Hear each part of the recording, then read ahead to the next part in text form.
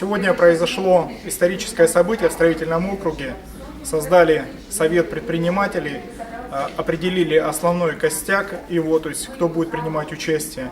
Мероприятие очень довольно-таки позитивно прошло, конечно же. И я думаю, скорее всего, сейчас в предпринимательскую среду придет новое вдохновение, которое, то есть, только пойдет на пользу именно предпринимательскому сообществу.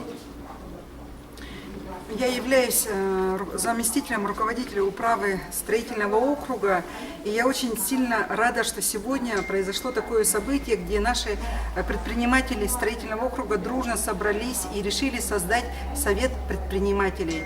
Мы очень благодарим нашего уважаемого Петрова Андрея Владимировича, который является членом координационного совета поселка Марха, и он поделился со своим опытом, как же они работают.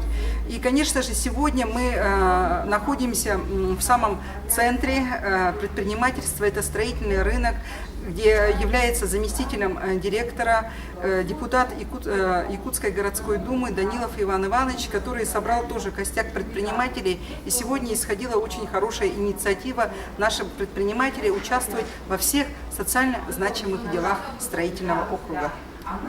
Я тоже хочу поблагодарить Андрея Владимировича за тот опыт, который происходит в Мархе.